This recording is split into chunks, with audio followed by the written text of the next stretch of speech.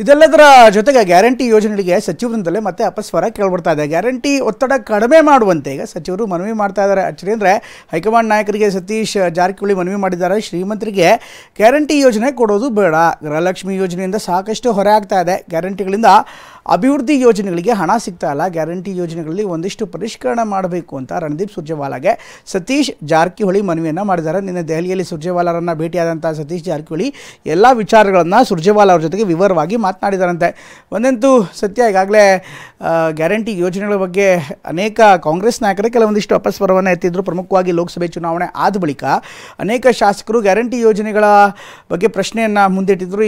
ಈಗಾಗಲೇ ಜನ ಇದನ್ನು ತಿರಸ್ಕಾರ ಮಾಡಿದ್ದಾರೆ, ಹೀಗಾಗಿ ಮತ್ತೆ ಯಾಕೆ ಕೊಡ್ತೀರಿ ಅಂತ ಕೆಲವರು ಹೇಳಿದರು. ಇದರ ಜೊತೆಗೆ ಕ್ಯಾಬಿನೆಟ್ ಸಭೆಯಲ್ಲೂ ಕೂಡ, ಸಂಪುಟ ಸಭೆಯಲ್ಲೂ ಕೂಡ ಗ್ಯಾರಂಟಿ ಯೋಜನೆಯ ಸ್ವರೂಪದ ಬಗ್ಗೆ ಕೆಲವೊಂದಿಷ್ಟು ಚರ್ಚೆ ಆಗಿತ್ತು.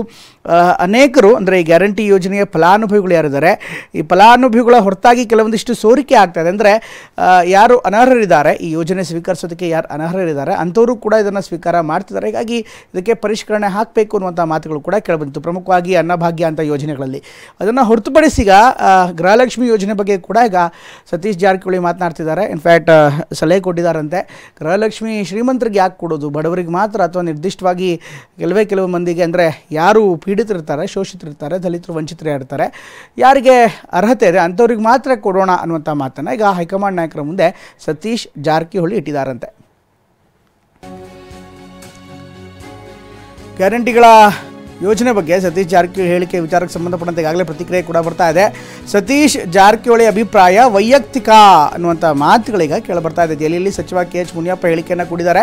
ಇದು ಅವರ ವ್ಯಕ್ತಿಗತವಾದಂಥ ಮಾತು, ನಮ್ಮ ಮಾತಲ್ಲ ಅಥವಾ ಸರ್ಕಾರದ ನಿಲುವಲ್ಲ. ಬಡವರಿಗಾಗಿ ಗ್ಯಾರಂಟಿಗಳನ್ನು ಜಾರಿ ಮಾಡಲಾಗಿದೆ, ಹೀಗಾಗಿ ಈ ಒಂದು ಅಭಿಪ್ರಾಯ ಏನಿದೆ ಅದು ಸತೀಶ್ ಜಾರಕಿಹೊಳಿಯವರ ವೈಯಕ್ತಿಕ ಅಭಿಪ್ರಾಯ ಅಂತ ಮುನಿಯಪ್ಪ ಹೇಳಿದ್ದಾರೆ.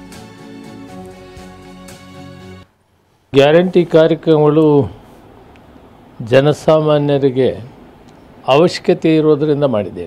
ವಿಶೇಷವಾಗಿ ಕೂಲಿ ಕಾರ್ಮಿಕರು, ವ್ಯವಸಾಯದಲ್ಲಿ ಕೆಲಸ ಮಾಡೋದರಲ್ಲಿ ಕೂಲಿ ಕಾರ್ಮಿಕರು, ಕಟ್ಟಡ ಕಾರ್ಯಕ್ರಮಗಳು ಮಾಡುವಂಥ ಕೂಲಿ ಕಾರ್ಮಿಕರು ಏನಿದ್ದಾರೆ ಅವರಿಗೆ ಇವೆಲ್ಲ ಅವಶ್ಯಕತೆ ಇದೆ. ಪರಿಷ್ಕರಣೆ ಅನ್ನೋ ಪದ ಅವರು ಉಪಯೋಗಿಸಿರೋದ್ರದ್ದು ವಿಷಯ ನನಗೆ ಗೊತ್ತಿಲ್ಲ. By and large below poverty line ಇರೋರಿಗೆ ಇವೆಲ್ಲ ಕೂಡ ಅವಶ್ಯಕತೆ ಇದೆ. ಆದ್ದರಿಂದ ನಾವು ಪ್ರಣಾಳಿಕೆಯಲ್ಲಿ ಕೊಟ್ಟಿದ್ದೇವೆ, ಪ್ರಣಾಳಿಕೆಯಲ್ಲಿ ಕೊಟ್ಟಿದ್ದನ್ನು ನಾವು ಜಾರಿ ಮಾಡಿದ್ದೀವಿ. ಬಿಲೋ ಪಾವರ್ಟಿ ಲೈನ್ ಬಿಟ್ಟು ಇರುವಂಥವ್ರಿದ್ದರೆ ಅದನ್ನು ಪರಿಷ್ಕರಣೆ ಮಾಡ್ಬೋದು. ಈ ಎಲ್ಲ ಯೋಜನೆಗಳನ್ನು ಕೂಡ ಶಕ್ತಿ ಯೋಜನೆಯನ್ನು ಬಿಟ್ಟು ಮತ್ತು ವಿದ್ಯುತ್ ಶಕ್ತಿ ಕೂಡ ಮೊರಲೆಸ್ 95% ಎಲ್ಲರೂ ಕೂಡ 200 ಯೂನಿಟ್ಗಿಂತ ಹೆಚ್ಚಿಗೆ ಬಳಸೋರು ರಾಜ್ಯದಲ್ಲೇ ಇಲ್ಲ. ಎಲ್ಲ ಒಂದು 5% 10% ಸಿಗ್ಬೋದು. ಗೃಹಲಕ್ಷ್ಮಿ ಸಚಿವರಾದಂಥ ಲಕ್ಷ್ಮೀ ಹೆಬ್ಬಾಳ್ಕರ್ ಅವ್ರನ್ನ ಕೇಳಿದರೆ ಅದರ ಬಗ್ಗೆ ಮಾಹಿತಿ ಇದೆ. ನನಗೆ ಅನ್ನಭಾಗ್ಯದ ಬಗ್ಗೆ ನನಗೆ ಸಂಪೂರ್ಣವಾಗಿ ಮಾಹಿತಿ ಇದೆ. ನಾನು ಪರಿಷ್ಕರಣೆ ಮಾಡಿ ಯಾರು ಅರ್ಹರಿದ್ದಾರೆ ಅವ್ರಿಗೆ ಕೊಡುವಂಥ ಕೆಲಸ ಮಾಡ್ತಾಯಿದ್ದೀನಿ. ಗ್ಯಾರಂಟಿ ಕಾರ್ಯಕ್ರಮ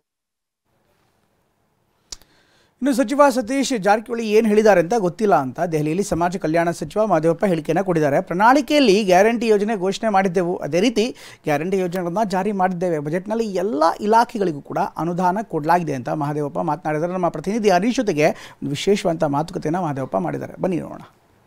ಗ್ಯಾರಂಟಿ ಯೋಜನೆಗಳಿಂದ ಬೊಕ್ಕಸಕ್ಕೆ ಹೊರೆಯಾಗ್ತಿದೆ, ಅದ್ರ ಜೊತೆಗೆ ಅಭಿವೃದ್ಧಿ ಯೋಜನೆಗಳಿಗೂ ಕೂಡ ಅನುದಾನ ಸಾಲ್ತಾ ಇಲ್ಲ. ಇದ್ರ ಬಗ್ಗೆ ಪರಿಷ್ಕರಣೆ ಆಗಬೇಕು, ಗ್ಯಾರಂಟಿ ಯೋಜನೆಗಳಲ್ಲಿ ಒಂದಷ್ಟು ಪರಿಷ್ಕರಣೆ ಆಗಬೇಕು ಅನ್ನುವಂಥ ನಿಟ್ಟಿನಲ್ಲಿ ಸಚಿವ ಸತೀಶ್ ಜಾರಕಿಹೊಳಿ ಅವರು ಹೈಕಮಾಂಡ್ ನಾಯಕರ ಮುಂದೆ ಮನವಿಯನ್ನು ಮಾಡಿಕೊಂಡಿದ್ದಾರೆ.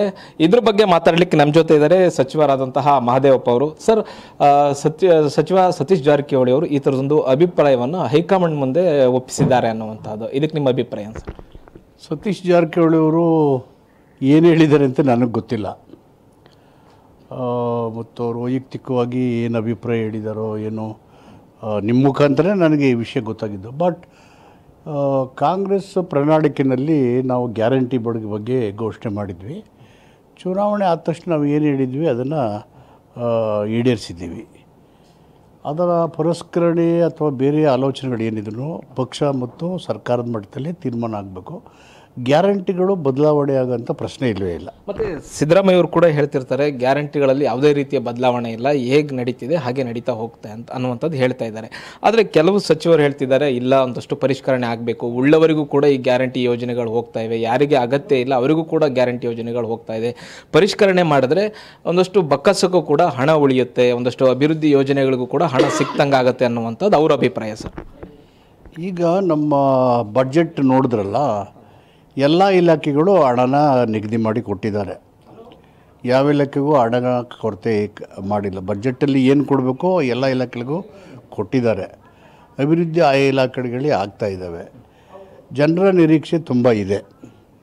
ಆ ನಿರೀಕ್ಷೆಯನ್ನು ಮುಟ್ಟಬೇಕಂದ್ರೆ ನಮ್ಮ ಬೊಕ್ಕಸ ತುಂಬಿ ತೊಳುಕಬೇಕು. ನಮ್ಮ ಆದಾಯದ ಸಂಗ್ರಹಣೆ, ಅದರ ಮೂಲಗಳಿಂದ ಎಷ್ಟು ಸಂಗ್ರಹ ಮಾಡೋಕ್ಕಾಗುತ್ತೆ ಅದು ಪ್ರಾಮಾಣಿಕವಾಗಿ ಹಣಕಾಸಿನ ಇಲಾಖೆ ಮುಖ್ಯಮಂತ್ರಿಗಳು ಮಾಡ್ತಾರೆ. ಬಟ್ ಏನು ಗ್ಯಾರಂಟಿ ಇದ್ದಾವೆ ಯಾವ ಕಾಲಕ್ಕೂ ಬದಲಾವಣೆ ಆಗೋಲ್ಲ. ಗ್ಯಾರಂಟಿಗಳು ಇದ್ದೇ ಇರ್ತವೆ. ಏನೇ ಆಗಬೇಕಾದ್ರೂ ಪಕ್ಷ ಮತ್ತು ಸಚಿವ ಸಂಪುಟನೇ ತೀರ್ಮಾನ ಮಾಡಬೇಕು. ಸದ್ಯಕ್ಕೆ ಆ ಪ್ರಸ್ತಾವನೆ ಪಕ್ಷದ ಮುಂದೆ ಮತ್ತು ಸಚಿವ ಸಂಪುಟದ ಮುಂದೆ ಇಲ್ಲ ಅಂತ ನನ್ನ ಬಲವಾದ ನಂಬಿಕೆ. Okay sir, thank you sir. ಇದು ಸಚಿವ ಮಹದೇವಪ್ಪ ಅವರ ಮತ್ತು ಕ್ಯಾಮ್ರಾ ಪರ್ಸನ್ ಅಜಯ್ ಜೊತೆಗೆ ಹರೀಶ್, TV9 ನವದೆಹಲಿ.